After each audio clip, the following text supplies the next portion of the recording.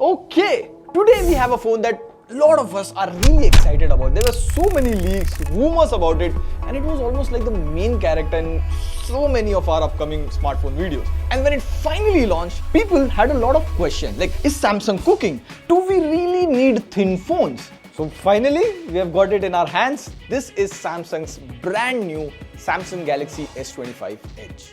By the way, this video is made in collaboration with Samsung. So we'll be talking about the specs and testing of the S25 Edge in our real practical life. So if you're someone who has followed the smartphone space for a long time, thin phones are not a new concept. And if you think thin phone is equal to compromises, well, hold up.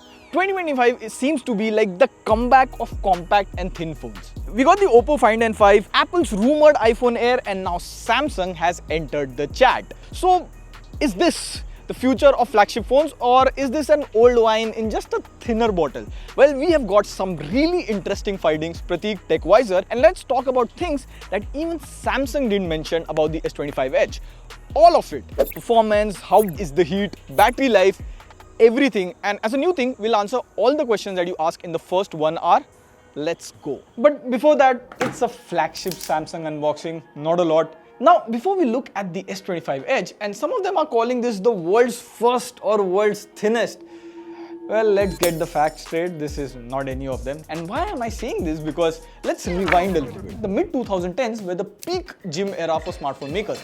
Everyone wanted their phone to be on diet. There were phones like Oppo R5, Vivo V3 Max, Samsung Galaxy A8, Moto Z, all of them were slim phones. But then immediately, why did they stop launching slim phones? Well, the answer was trade-offs. The trade-offs of ultra-slim phone designs. Smaller battery capacity, overheating, concerns about fragility. The device would just break. Camera limitations. Size constraints on sensor and lenses were impacting image quality. Now that we have understood about compactness and the trade-offs that the earlier slim or compact phones came with, let's start with the attractive point of this phone. The build and design. The moment you lift the phone and hold it in your hands, boy oh boy, it feels like a feather in my hands. There were many times when I kept the phone in my pocket, out of nowhere, I got spooked and checked if the phone is there or not. It always feels like it's not there in the pocket. It is that light. And if you're thinking that's only my opinion, well, when the phone came to the office, we called in some of our Team TW members and asked them, what do you feel about the S25 Edge? What are your thoughts? Shit. पतला नहीं बोल सकते. Quite slim. It's very slim and lightweight. Sleek है. Can you guess the weight of it? 180. 175-ish. I think it's 180, 170. Under 150, maybe 160. Very close, like 160. हाँ ना?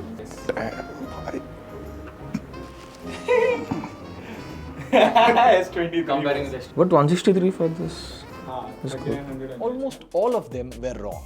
This feels like a feather in the hands. Like if I compare the Edge side by side with the Ultra, this is 30% slimmer and it is also 25% lighter than the S25 Ultra. And another area where the S25 Edge is a bit different from the brothers is design. It looks very similar to the S25 Ultra, has that metallic Robocop-ish look and feel. The back here has Corning Gorilla Glass Victus 2 like S25 Ultra, and it has 2 cameras. And I know what you're thinking, Pratik, the cameras and the performance, are they flagship level? Well, I'll get to that in just a moment. Now, the moment you turn on the phone, on the front side, you get this 6.7-inch Quad HD Plus display. It is similar to what you get on the S25 Plus, but it has a better Gorilla Glass ceramic protection.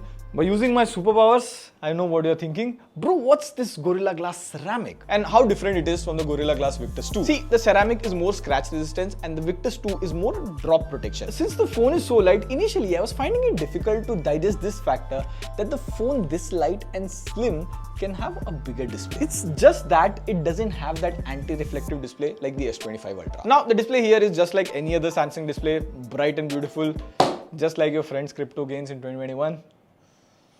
RIP those days. So I was watching some episode of Gram Chikitsale and colors and sharpness are on point. Also, even outdoors while using the display for navigation or for booking rides, the display was bright enough in this Delhi summers. Now, what makes the content watching experience even better are the speakers. Like, despite being a slim phone, the sound here is pretty good. Like, if I play the same audio on side by side with the 16 Pro Max,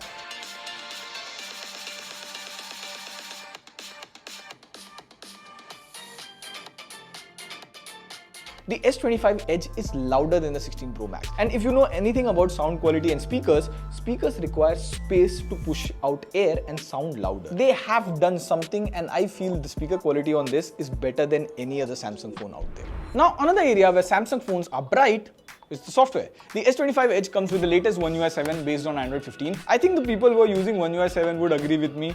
It is visually so refined. If you see the settings page, the quick settings, notification panel, in fact the whole UI feels so vibrant and premium. And what makes the visual changes better here is Good Lock modules. It is now available on the Google Play Store instead of the Galaxy Store. And also, the extra special thing, whenever Google brings new features to Gemini, the S25 series is the first one to get there. Like after a recent update, Gemini here comes with live features. Most of us often forget where we keep our bike or car keys, TV or AC remote, whatever. Now I can use Gemini Live and give it a look at my room, and now I can ask, can you tell me where I kept the scooter keys? I see the keys in the drawer. They're mixed in with some other items. Oh, did you notice what keychain did it had? Yes, I noticed the keychain. It looks like a compass. And the fun thing is, Gemini also remember most of these things even after you close the conversation. Also, if you're uploading your vacay photos on Instagram, I can share the screen with Gemini and ask it to suggest a good caption for this picture. So obviously we are expecting the software point of view, there are no compromises. In terms of software updates, it will get 7 years of software updates and 7 years of security update, probably the highest on Android. Now coming to the part which many of us are waiting for, the cameras. The S25 Edge comes with a dual camera setup. Now the S25 Edge is very close to the S25 Plus. So we took photos side by side, and if you see head on, the S25 Edge has those natural details, and also due to the slightly larger sensor, if you see, the foreground has better blur. Also in low light, if you see, the S25 Edge has brighter photos. Now the reason is the main sensor on the S25 Edge is slightly bigger than S25 Plus, and it can take in about 44% more light. Coming to zoom, the S25 Edge can only go up to 10x, and if it's a signboard, the pictures are sharp. Now the camera can click photos in different resolutions, 12 megapixel, 50 megapixel and 200 megapixel. So here's the difference between a 12 megapixel photo and a 200 megapixel photo side by side. Now of course, due to size constraint, there is no telephoto lens on the S25 Edge. In selfies, it has a 12 megapixel selfie camera, and if you see side by side with the S25 Plus, the selfies are a lot wider. It has a wider field of view. Now the camera is capable of shooting in 8K 30 FPS, but come on. So mostly you will be shooting in 4K 30 FPS or 4K 60 FPS, and this is how the video quality is at 4K. You can also have an idea of the mic quality. Plus, it can shoot videos in HDR as well. Apart from all of this, it can also shoot portrait videos. The background blur is good.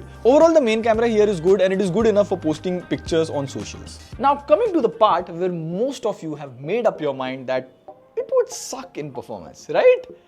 Well, it has two storage variants with the flagship Snapdragon 8 Elite processor. We ran the Antutu benchmark. It scored about 20.24 lakh on Antutu, which is kind of lower compared to the S25 Plus or S25 Ultra. Next, we ran CPU throttling. The S25 Edge has better throttling numbers than the S25 Plus and S25 Ultra. We even ran the 3D Mark Wildlife Extreme Stress Test. This actually measures the GPU power and stability of a phone. Now, the scores are on par with S25 Plus, but if you look at the stability scores, the S25 Edge has the edge. Like, this is surprising considering how thin it is, but do these benchmark performance translate to real life performance? So we did gaming to test this. First we played BGMI. You can play this game with smooth graphics at 90 FPS. Gameplay is smooth, there are no issues like most of the phone. But these are lighter optimized games. What about heavier games? So we played COD Warzone. It can be played max at peak graphics, 60 FPS. And I played this for half an hour daily until COD Warzone is shutting down in India. But coming back to my gaming experience, the phone just got warm, but I consistently got 60 FPS. There was no frame drop as such. The game was running so smoothly that I was surprised by this. But Pratik, how is this possible? Well, it has a bigger vapor cooling chamber, then it has thermal tapes for quicker heat dissipation, which is basically a sticky heat conducting band-aid. And on top of all of this, it has this tailored thermal insulator. It is a special material applied between the processor and the cooling system. So tailored TIM is like having AC vents directed just at you during Delhi summers. It cools faster, performs better, and your phone doesn't start sweating when you play.